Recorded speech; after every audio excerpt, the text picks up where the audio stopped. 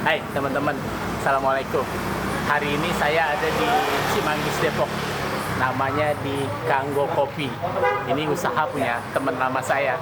Kebetulan kontek-kontekan kemarin, akhirnya kita putuskan hari ini untuk mengunjungi usaha beliau, yaitu kopi shop. Namanya Kanggo Kopi. Kayak apa sih kopinya? Kata dia sih enak, racikan sendiri. Kita buktikan enak atau enggak. Sini teman, Kanggo Kopi. Masuk.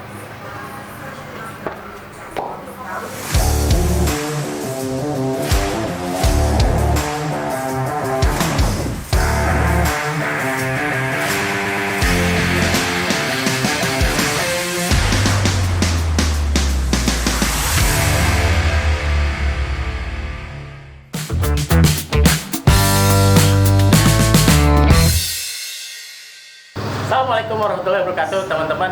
Hadir lagi di podcast saya, Kepoin. Pertama kali saya take di outdoor, langsung di tempat usahanya teman saya, Mas Agung. Hai, siapa sih Mas Agung? Kepo gak? Kepo gak?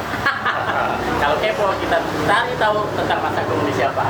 Saya kenal dari sama beliau itu sekitar tahun 2006-2005 lah, sekitar 6 tahun yang lalu kurang lebih 16 tahunan lah, udah 16 tahun. Iya. Zaman jahiliyah enggak masih. Coba masalah yang jahiliyah. Mas Agung ini dulunya saya kenal pertama kali waktu zaman main dagang casing handphone, baterai segala macam, itu zaman-zaman handphone Nokia. Toko handphone dulu saya suppliernya beliau yang nawarin casing segala macam. Dari belum beliau nikah, dari beliau masih pacaran, akhirnya nikah, saya sampai beliau nikah, saya punya anak, sampai sekarang kita masih komunikasi dengan baik. Kemarin sempat terputus karena beliau mainnya macam-macam gitu. Beliau main kayu, saya bilang gitu. Oh, ternyata main kayunya ini di dunia ukiran gitu. Jadi dari handphone dia main kayu, terus main apa lagi lah? Musik dulu bro, pertama musik dulu. Kan belum kenal Mas. Oh iya, di musik belum kenal ya. Jadi teman-teman, beliau ini basicnya sebenarnya seniman ya. Lihat aja rambutnya gondrong. Dia vokalis di Maestro ya. Ayo, Maestro Band. Gagal tampil. Dan juga sukses. Jadi dari Maestro dia punya studio band dulu di Jalan Ragunan Raya tuh, di Jalan Paso di belakang Ragunan. Punya studio band, akhirnya dia punya band sendiri namanya Maestro. Vokalisnya kakak. Vokalisnya kakak, beliau gitaris. Gitaris gini apa gini sih? Beliau punya band, grup band, terus akhirnya grup band tidak orbit. Sempat mau orbit. Cuma modalnya kurang. Ya, rekaman di Blackboard. Rekaman banyak ya? Pernah rekaman di Blackboard, pernah juga bareng Musab itu. Republik lah ya, bareng recording, tapi dia yang inilah. Dia yang hoki. Yang hoki, gue yang enggak gitu lah. Sebenarnya lagunya bagus sih Mas, kalau buat keluarga. Enggak, sih karya-karyanya oke, keren. Cuman faktor keberuntungan balik lagi belum ke beliau. Karena yang di atas itu biasanya memang utama ada faktor hobi, faktor memang dia bakat. Tapi kalau bakat hokinya nggak ada, tetap biasa aja. Tapi jiwa seninya saya akui beliau itu ada darah seni lah gitu, maksudnya karya-karyanya lumayan bagus, kayak ukiran kayu pun akhirnya menghasilkan foto yang di media kayu dan segala macam. Terus ke industri handphone saat itu bisa teknisi juga loh, nyolder jago dia. Bener handphonenya? Belum bener. Enak aja.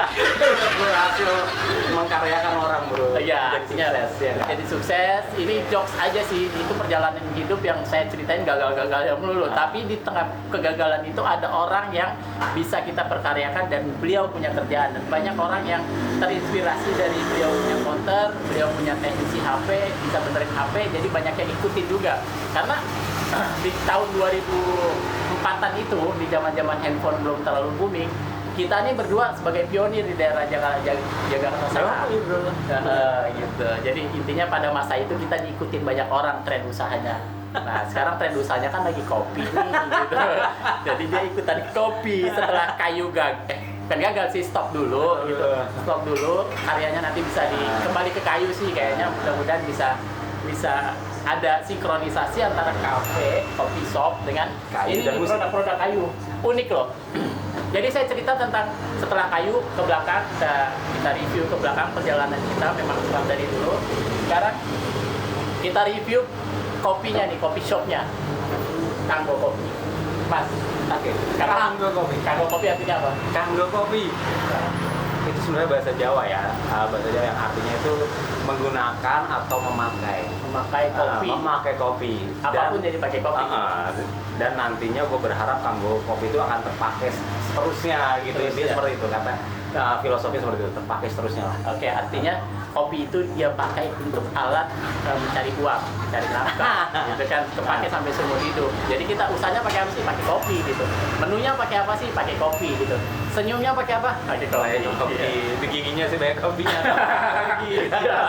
Nah, tapi berhubungan dengan kopi, aku punya apa ya?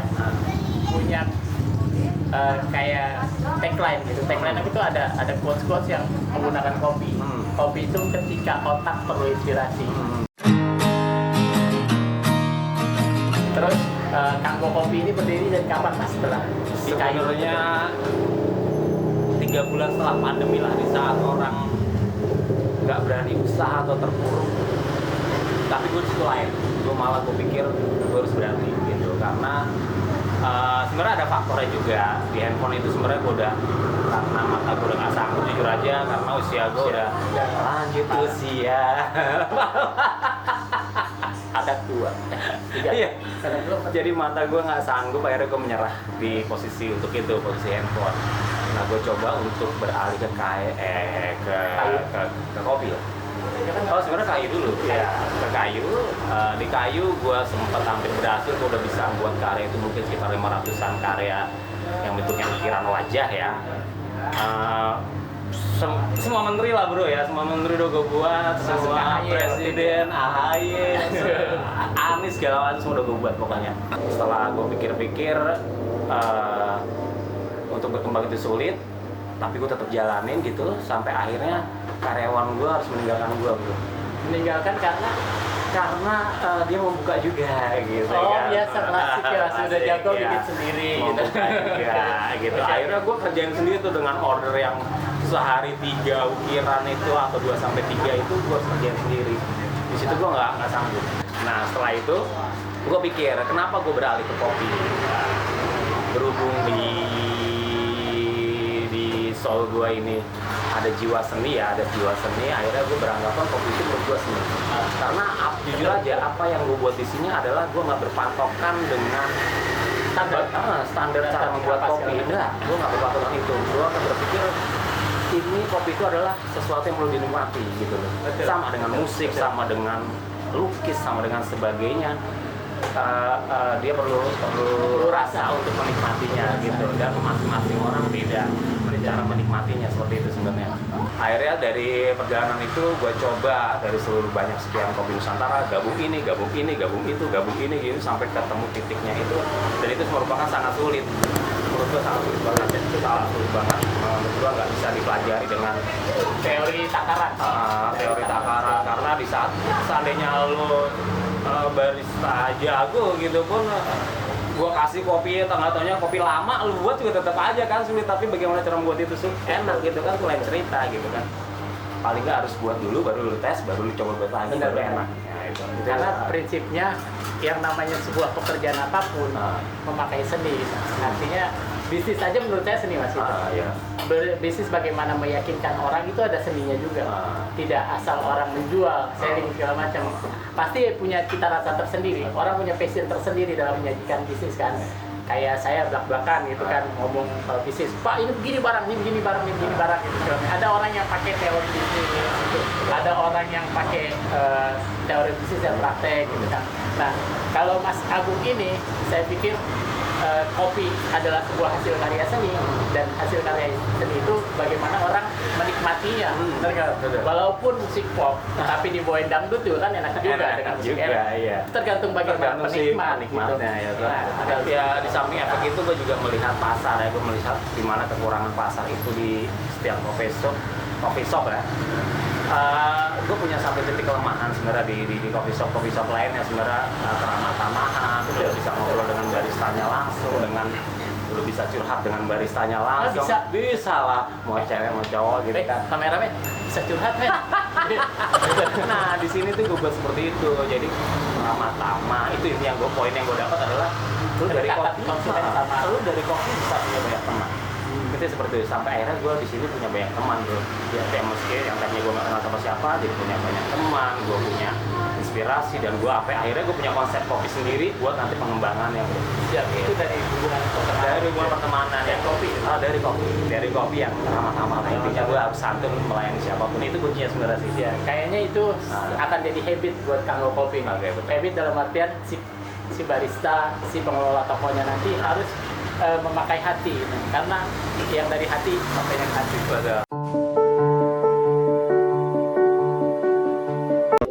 Bagi pemula membuat kopi, jangan pernah takut untuk salah. Intinya adalah lu ramah dulu lah dengan si konsumen. Lu bisa ngobrol, dia akan menikmati kopi lu dengan caranya dia sendiri. Dia seperti itu. Kalau nyajiinnya juga dengan pakai hati kan, ketika kita salah pakai kopi atau kita salah dalam masukin rasa, mereka komplain dong. Komplainnya pun mereka, mas bisa nggak kopinya tambahin? Tambah muka kita cemberut bro. Tambah nggak enak lagi. Iya, tambah nggak enak lagi. Kalau kita senyum nggak enak, jadi enak. Jadi enggak, tetap nggak enak, pasti komplain lah. Cuman cara komplainnya gitu. Cara komplainnya enak lah. Kayaknya kebanyakan ya. Tapi paling nggak dari situ kita punya pelajaran dulu. Bisa jadi keren lagi. Bener. Ada cerita konsumen yang pakai hati lah, intinya bisa saling. Intinya belajar dari lingkungan atau dari alam lah, itu sebenarnya lebih oke. Gitu. Oke, Mas, kira-kira rencana ke depan gitu, dari Kanggo Kopi ini. Tadi sudah banyak ngobrol sama timnya Mas Agung gitu kan. Ke depan bisa nggak sih nih kalau ada orang pengen buka kopi shop ini tapi dia terima beres gitu, dia cuma kasih duit aja, bikin gua kayak Kanggo Kopi persis gitu segala macam. Ada yang pengen punya, mas gua punya tempat deh kayaknya, tapi modal gua minim gitu segala macam, bisa konsultasi ke Mas Agung sama tim gitu ya. Nah ini dia. Ini sebenarnya konsep ini lagi gue bangun yang mungkin ya nggak lama lagi gue akan buat seperti itu gitu loh. Maksudnya gue buat franchise lah, tapi franchise itu tidak memberatkan buat orang. Paling nggak franchise itu bisa membantu orang, jadi seperti itu lah. Gue pengennya seperti itu. Misalnya lu punya tempat nggak punya modal, ya gue berusaha untuk membangunnya, dan bagaimana cara memulangkannya harus ringan buat semuanya ya. Paling nggak gue pengen nama si Kanggo ini gede. Sebenarnya ya awal dari apa ya? Awalnya dari ngobrol-ngobrol kecil, kayak jadi konsep. Pengen punya teman banyak ini seperti itu. Punya cita-cita besar. Kanggo Kopi ini bisa di Kanada, bisa di Australia, bisa di Amerika, bisa di Afrika, bisa di Saudi kan, pengennya bisa begitu ya. Saya sih yang nggak pengen punya cita-cita begitu. Cuman seperti yang saya bilang, Mas, saya selalu bilang, sebuah cita-cita besar atau sebuah langkah besar pasti mulainya dengan langkah kecil. Sulit. Jadi kita harus mulainya dengan langkah kecil dulu. Dengan begini, Mas Agung sudah mempunyai langkah kecil gitu, dan memberi contoh. Ada icon yang bisa, contohnya Kanggo Kopi begini loh. Kalau mau dibuat besar jadi begini loh. Jadi sudah punya blueprintnya untuk 5 tahun ke depan sudah ada. Kita sudah sajikan. Menurut saya boleh nggak Mas di marketingan? Boleh. Mana-mana gue minta kerjaan. Boleh. Yang namanya masalah hidup, masalah pekerjaan, masalah cari duit, seringkali hampir sama persepsi, sama dengan kopi gitu, sama seperti kopi. Pahit seperti kopi. Tapi bagi aku sih kopi itu nikmatinya bro, pahitnya nggak enak. Iya, karena minum kopi itu seperti hidup itu seperti minum kopi dengan gula tanpa diaduk, Mas. Pahitnya kita minum aja terus, ntar gulanya juga lama ketemu juga manisnya. Iya betul. Cuman suasananya aja yang beda. Sampai segini bro, habis punya lu bro. 2 gelas. 2 gelas dan asli. Ini kan cerita bahwa gua sering kali nongkrong di coffee shop gitu, di mana-mana ada gitu. Tapi rasa kopi dan gulanya kadang ada yang kemanisan, ada yang kepahitan. Di sini pas sesuai dengan hidup gua, kadang manis, kadang pahit. Sama lagi gua ketemu baristanya, men. Di sini gua ketemu baristanya, gua awalnya curhat tadi. Wah, kayaknya mau komplain nih, Bang. Aduh, kenapa? Kak, komplain dong. Kan aku bilang tadi kopinya jangan terlalu banyak gula. Kemanisan? Kemanisan, karena kamu yang bikin. Wanna say love, wanna say love, wanna say love you, honey. Wanna be. Kamu bikin kopi jangan terlalu banyak gula ya. Emangnya kenapa? Takut kemanisan? Karena yang bikin sudah manis. Mungkin ini tayangan agak sedikit ngambang kemana-mana, tapi dapat poin inspirasinya tadi. Usaha apapun itu, kalau kita menyerah, pasti udah stop di situ aja. Jangan pernah nyerah. Coba dari step yang kecil, mulai dari apa aja kita cobain. Nanti pasti ketemu titik selaknya. Kalau saya orang Betawi bilang nanti pasti dapat selaknya deh. Kayak di kopi ini mungkin Mas Agung sudah meraba-raba dan dapat selaknya. Jadi bukan bikin kopi yang bagus gini, yang kurang gini, yang gini gitu. Mudah-mudahan saya banyak belajar dari tayangan kita ini, dari obrolan kita ini. Nanti Mas next kita bikin tayangan lagi. Mungkin saya sama barista aja lah. Gua nggak diajak.